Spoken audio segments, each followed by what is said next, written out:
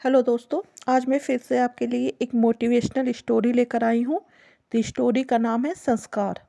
चलिए स्टार्ट करते हैं। तो ये लो साड़ी और इसके साथ के जेवर, जल्दी से तैयार हो जाओ, हमें कुल देवी की पूजा के लिए जाना है।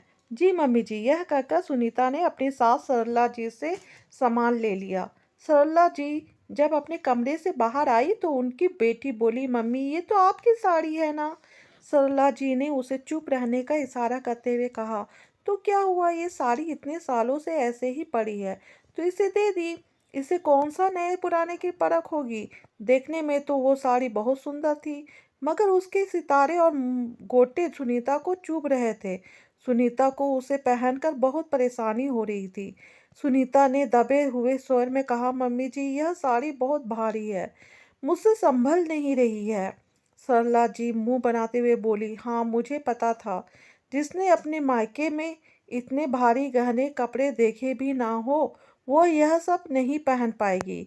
ये तो हमारे खानदान की रीत है यह सब पहनने की, इसलिए देने पड़े। सुनीता यह सब सुनकर हैरान हो गई। इसमें मेरे माता पिता बीच में कहाँ से आ गए। भला शादी से पहले कौन लड़की यह सब पहनती है। नई दुल्हन थी, अभी शादी के कुछ ही दिन हुए थे। पूज, पूजा चल रही थी, इसलिए वह अपने माता पिता के लिए कहे गए शब्दों को सहन कर गई। ससुराल में सभी खाने पीने के शौकीन थे, इसलिए रसोई में रोज ही बहुत से व्यंजन बनते थे। सुनीता को घी की महक ज़्यादा पसंद नहीं थी, इसलिए रोज वह खाना खाकर अब उसका जी मचलने लगा। जब वह वहाँ से उठकर वॉशरूम की तरफ भागी तो उसकी सास बोले बिना नहीं रह सकी। मायके में कभी ऐसा खाना नहीं खाया होगा ना, इसलिए अच्छा खाना हजम नहीं हो रहा है। जब सुनीता ने यह बात सुनी तो उसकी आंखें भर गई और सोचने लगी कि जब गरीब की बेटी पसंद नहीं है तो यह रिश्ता जोड़ा ही क्यों, इसलिए कि हर बात पर मेरे माता पिता को ताना दे सके। वो यह सब कह देना चाहती थी, मगर उसके माता पिता का चेहरा उसके सामने आ जाता था, जो हमेशा उससे कहते थे कि बेटी अपने ससुराल का मान हमेशा बनाए रखना। सुनीता के ससुराल में सारी सुख सुविधा थी, मगर फिर भी घर के सारे काम घर की औरतें ही करती थी। सुनीता के आगे कपड़ों का ढेर पड़ा था, सामने ही ऑटोमेटिक वॉशिंग मशीन रखी थी, मगर उसे यह पता ही नहीं था कि उसे कैसे चलाते हैं। सुनीता ने जब अपनी ननद से पूछा कि दीदी मशीन कैसे चलाते हैं, तो वह जोर से हंसने लगी और सरला जी भी व्यंग में मुस्कुराते हुए बोली, जा बेटा बता दे इसे, आजकल तो नौकरों को भी पता है कि वॉशिंग मशीन कैसे चलती है, मगर इसमें तेरी भाभी की कोई गलती नहीं। बेचारी ने पहले कभी ऐसी मशीन देखी नहीं होगी। सुनीता की आंखों से आंसू आ गए और उसने फैसला किया, अब बहुत हो गया। अगर ससुराल का मान रखना बहू की जिम्मेदारी है तो माता पिता का मान रखना भी एक बेटी का फर्ज है। अब उसने अपने आंसू पोंछे और अपनी सास से कहा, हाँ मम्मी जी, यह सब मैंने अपने पिता के घर नहीं देखा, मगर आप जो हर रोज मेरा अपमान करती है यह भी मैंने अपने पिता की घर कभी नहीं देखा। मैंने अपने पिता के घर यह भेदभाव नहीं देखा जो यहाँ मेरे साथ होता है। भले ही वहाँ हर रोज पकवान नहीं बनते, मगर जो भी बनता था वह हम सब खुशी से खाते थे।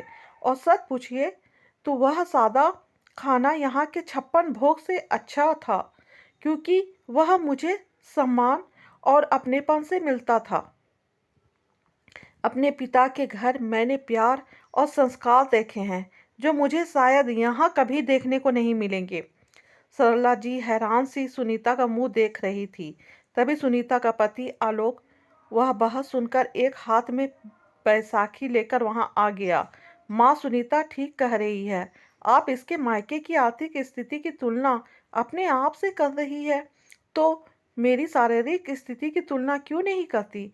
इसके माता पिता ने इसे संस्कारों की दौलत दी है, तभी तो मेरे अपाहिज होने पर भी यह मुझे और मेरे परिवार को पूरा सम्मान देती है। तभी सुनीता आलोक के मुंह पर हाथ रखते हुए बोली, नहीं आप खुद को दोष मत दीजिए, आपके साथ जो हादसा हुआ वह किसी के साथ भी हो सकता था, और वैसे भी मैंने आपसे शादी आपका कोमल दिल और सरल स्वभाव देखकर की है, आपकी दौलत देखकर नहीं। सरला जी की आंखें नम हो गई। आलोक सच ही तो कह रहा है। इतनी दौलत जायदाद होने पर भी एक पैर से अपाहिज होने की वजह से कोई अमीर घर की लड़की आलोक से शादी करने के लिए तैयार नहीं थी। तब सल्ला जी ने के भाई ने अपनी जान पहचान के एक मध्यम परिवर्गीय परिवार की बेटी सुनीता का रिश्ता बताया था। सल्ला जी ना चाहते हुए भी अपने बेटे का रिश्ता उस घर में लेकर गई थी, क्योंकि हर माँ की तरह सल्ला जी भी अपने बेटे का बसा हुआ घर देखना चाहती थी। आलोक फिर बोला, माँ बहू तो गृह लक्ष्मी होती है, आपसे विनती है इसका भी बाकी सदस्यों की तरह सम्मान करें। सल्ला जी सुनीता से माफी मांगते हुए बोली, मुझे माफ कर दो बहू, मैं यह भूल गई थी कि मैं जिसका अपमान कर रही हूँ उसी ने मेरे बेटे के मान को बढ़ाया है। दोनों एक दूसरे के गले लग गई। आलोक का मन भी खुश हो गया, क्योंकि अब से उसकी पत्नी भी घर का हिस्सा बन गई थी। ये कहानी कैसी लगी प्लीज़ कमेंट कीजिएगा। धन्यवाद।